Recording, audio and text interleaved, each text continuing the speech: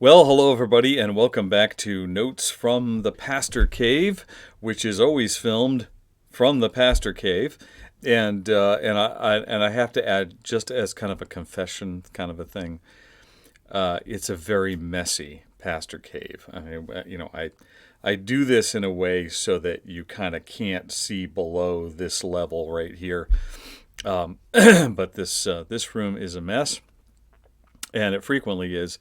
And then I have to do like a big storm cleaning. Instead of doing a little bit of cleaning at a time, I have to do like a big storm cleaning and just really go from top to bottom.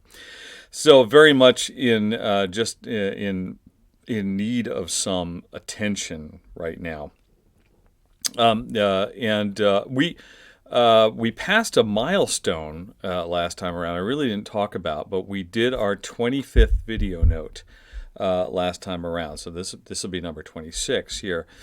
So a quarter of the way to 100, and 25 is kind of a milestone. And so we're very, as I always say, we're very excited to be doing this. If you're just kind of running across this on the internet, please subscribe, hit the little bell there so that you get notifications, and please share this with people.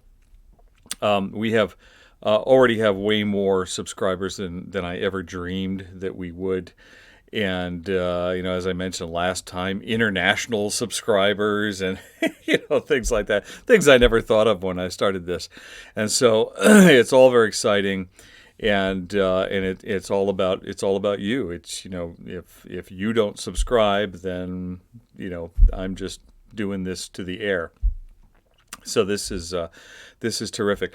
One more very short video note today. So just one more thing. You might notice the sheep that started out here, and then last time around he was stuck to my headphones. I went to put him on today, and he hasn't made it.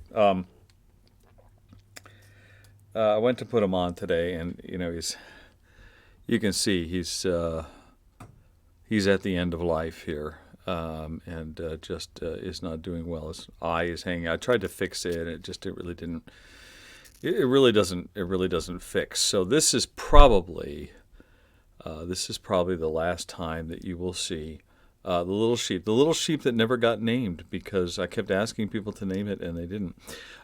So he never got a name, and he passes from this life, and we will remember him no more. But I'm sure that we will hold him forever in our hearts. All right, we are we are in Exodus chapter 6. Spent some time with that last time around, and just kind of one more note. And as I said, this is going to be short.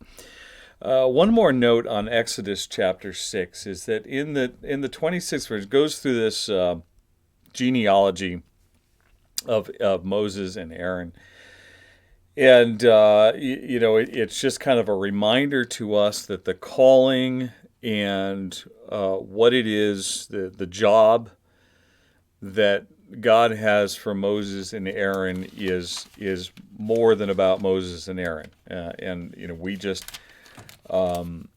we have this kind of verbiage and language, particularly in Christian circles in America, where we make God's calling to us about us.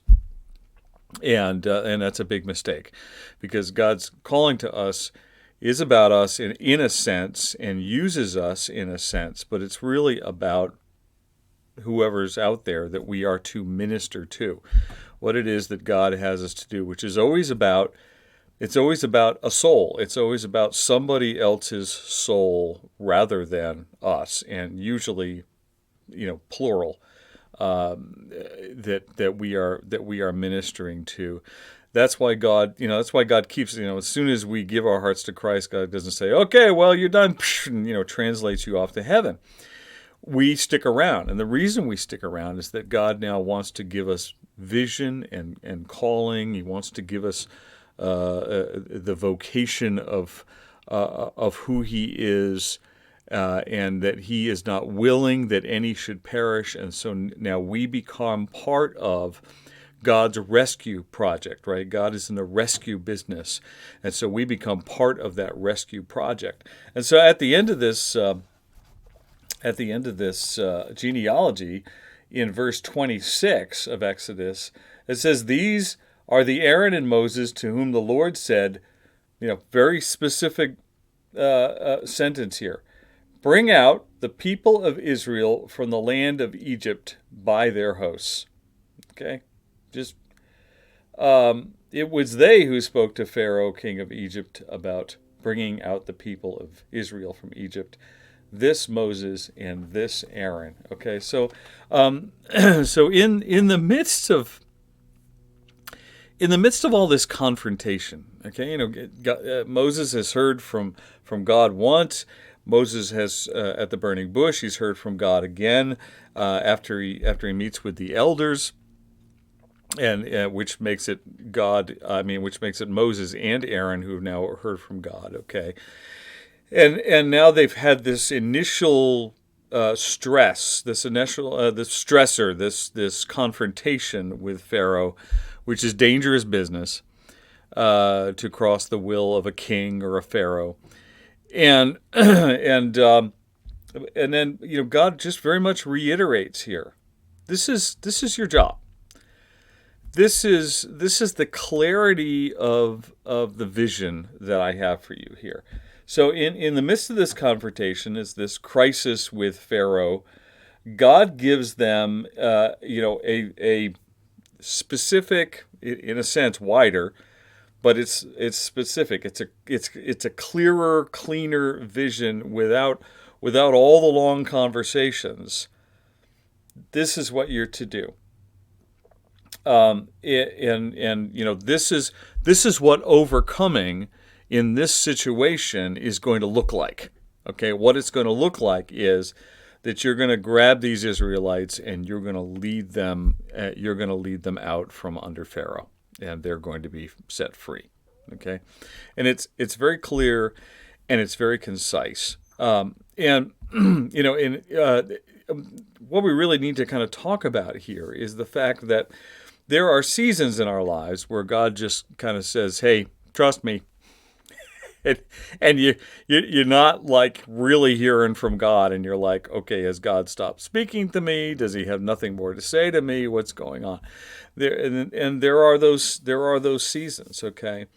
But then there are those other seasons, and it's usually in the midst of trouble. It's usually when the stressors are there, when the confrontation is there. That's when God really speaks into our lives again and says, "Oh yeah, let me remind you once again of what this vision is for you." And it's simply a function of God's faithfulness and a function of God's love for us. So we don't usually connect the idea of vision to the idea of faithfulness and the idea of love. Those are not concepts that we tend to kind of stick together. But really it is, because God's saying, "Hey, I still care. I'm still out. You've kind of had your initial run-in, and you're probably pretty nervous about all this with Pharaoh, because technically he has the power to just say, 'Hey, cut their heads off.' But but I want to remind you that I'm the one that called you. Yeah, this is the job that I have for you. This is the vision that I have for you. Go and do it. Go and fulfill it." And that's very much the way in which God works in our lives. He's no respecter of persons. He loves you just as much as He loved Moses, and just as much as He loved Aaron. Okay, so God still works with us in our lives in this way. One of the things is, when you really sense that God is speaking into your lives, it probably means that something's going to happen, and it might not be the easiest thing or the most pleasant thing, but God is putting you in a situation where He can bring you through, and that He can be glorified through that, and that people's lives can be changed through that. So that is the very short word for today. Vita brevis gloria aeterna. Life is short. Glory is eternal. Have a wonderful day.